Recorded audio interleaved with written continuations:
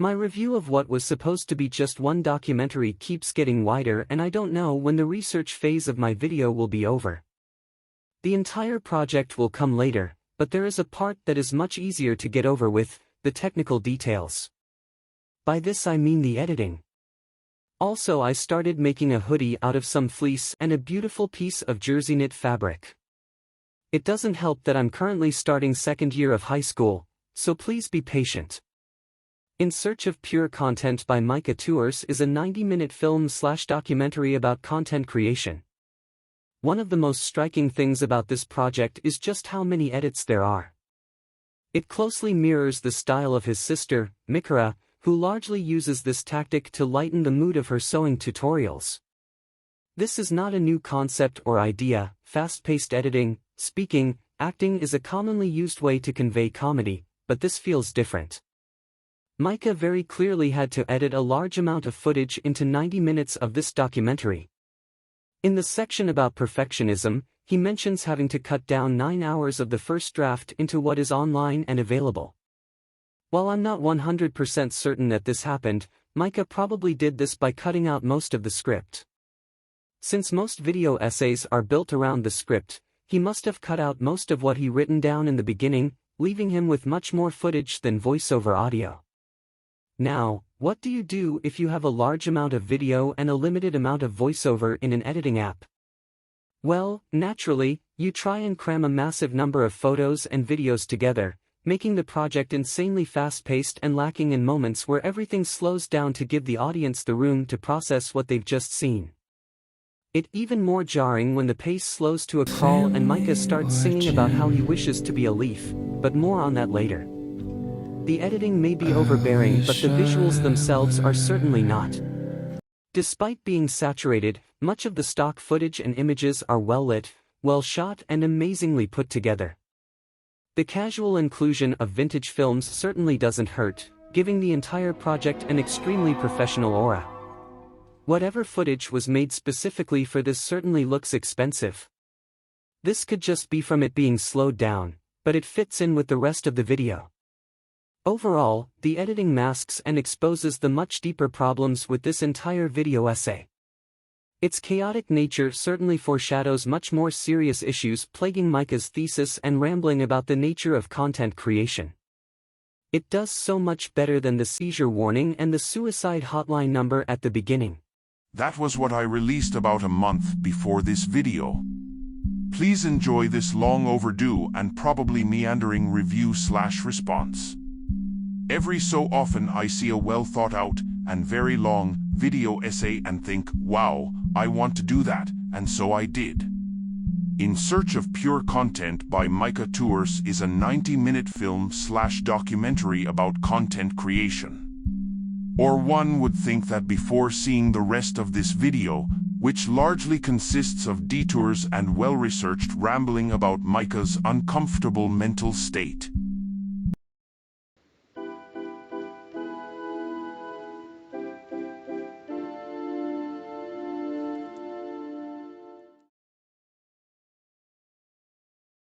This is one of the more non-infuriating parts of this documentary. Not only is it entertaining and brief, an impressive feat considering the original section was 2 hours long, or so we're told, it's also where the fast pacing helps drive the point home that while we can understand everything about how we communicate, there is no way not to be impressed.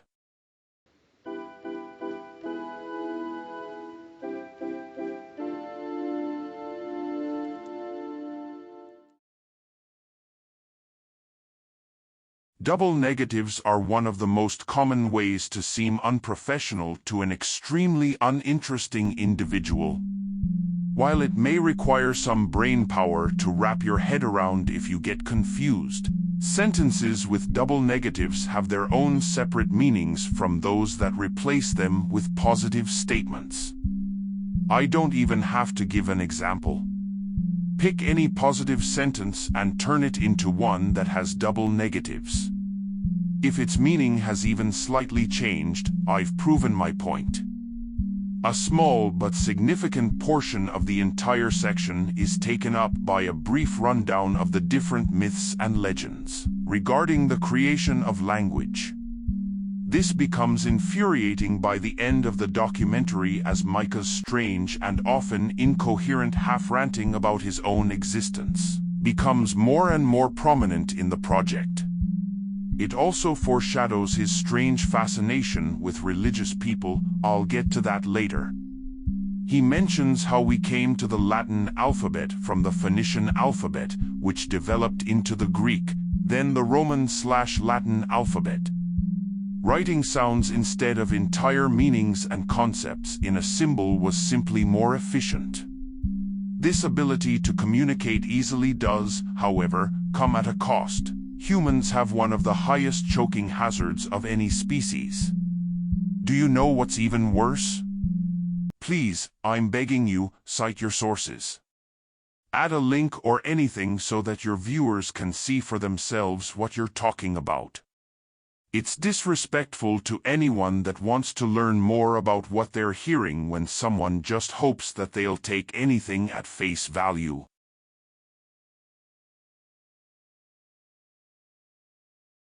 This section foreshadows the dip in educational value by being as good as it is by itself. Maybe that's because the vast majority of it is gone.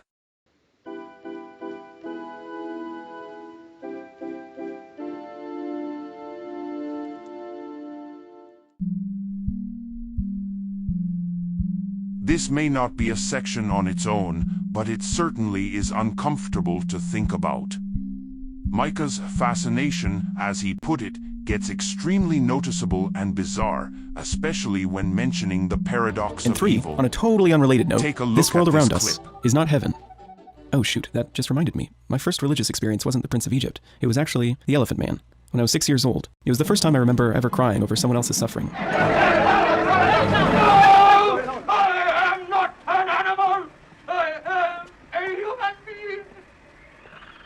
Even if we can't agree that God exists, no one can deny that suffering is real. The abuse of innocent souls, the death of loved ones. A piece of me is always buried with the dead. No more light through their eyes, only light on their heavy boxes and reminders that life is incomplete, missing them. These strike me as the deepest impurities and imperfection with reality. I know this is tough, but hang with me. Why isn't this heaven? Is God disgusted? Too angry to even look? Withholding his heaven? It's in his power to make this heaven. If he can't, he's not God. Because he doesn't, he's not good. The ancient problem of evil. Probably the #1 reason anyone ever becomes an atheist. Obviously, I sympathize with the non-believer who says, why would I believe in an impure or incompetent God? When a misunderstanding becomes a war or a child is molested, we would step in, even risk our own fragile bodies to help them. And that to me sounds like a genuinely Holy Spirit talking. The heart I'd like to see in a God. But I also sympathize with the believer here. Those who try, with all their might and despite all objections, to hold fast to their faith, that deep self-skepticism, that we ourselves don't know what's truly best, why things are the way they are. And the best we can do is keep a strong hope that there is some reason, purpose, and good end for all of this, and love the source of this life, in spite of any impurity. This also sounds to me like a holy, pure spirit. Both the believer and the non-believer can carry some kernel of pure goodness. Where does this leave us? Not sure. Praying. Now we get to the fun part. Towards the end, the entire documentary begins to become nearly unwatchable, largely due to the existential crisis he speaks of in great detail. Not only does it make it borderline impossible to look at and listen to, it also makes the end a really bizarre mishmash of clips, bad music, and close-up shots. This is the part one was dreading having to write about, since it also has an insanely obvious mention of suicidal thoughts, causing the entire documentary to slowly, and I'll give him props, gracefully, lose the off-putting tempo I was complaining about earlier. Micah's rants and ramblings about his existential crisis get very real, and he films this extremely dramatic shot of himself jumping off a building, only to not fall and finally realize that he has an insanely fulfilling life already. He has a loving family, YouTube channel, and decently large amount of people who are willing to listen to his ramblings and lectures. While I cannot and will not speculate on Micah Tewers' mental state and possible past suicidal ideation, I will complain and about how gross the editing feels. Look at this. There is an insane amount of people who, when posting about someone's death, take their picture and slap a black and white filter over it and call it a day. There are so many examples. Since cameras usually don't automatically have that feature, Micah probably chose to put the filter while editing the clip, and in the process made everything extremely uncomfortable. That's without mentioning the deliberate slowing down and more strange editing that scream, "This is a parody." And by the end of the project, we're left wondering, is this a joke? The fact that he had to cut down an insane amount of, pardon the pun, content can explain a lot, but it can't explain this. This brings us to another long YouTube video, and while these two may not seem very similar, they certainly do make one think about how the "that is my meaning" crap is as appealing as it is, instead of being appalling, as it should be.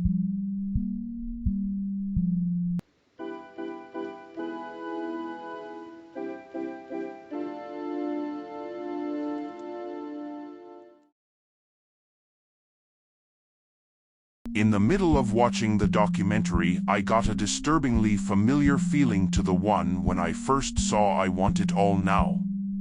What does that mean, exactly? I Want It All Now is an NBC documentary about an opulent, beautiful and wealthy area that seemed to showcase the limits in how decadence can improve our lives.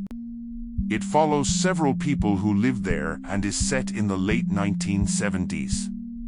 The area described is Marin County, a suburb north of San Francisco that has managed to stay extremely wealthy and is one of the most luxurious places to live in.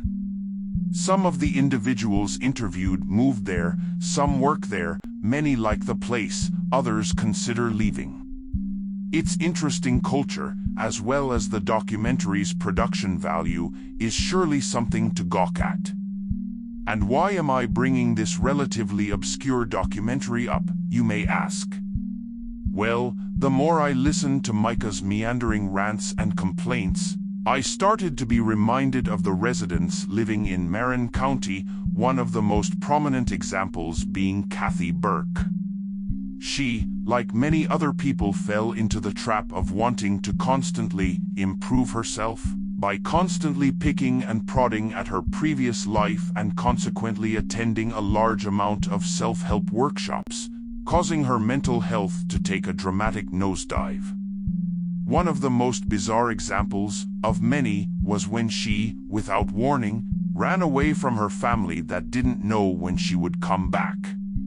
Her teenage daughter even mentions how her mother would simply refuse to pick something up while running errands, and suggested that her daughter just ride a bike, inconveniencing her family member for no actual reason.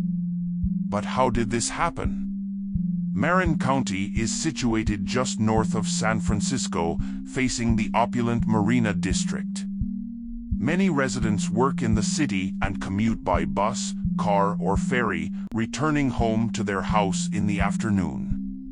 Its undeveloped western is filled with hiking trails and scenic forests, attracting an insanely large amount of wealthy people across the U.S.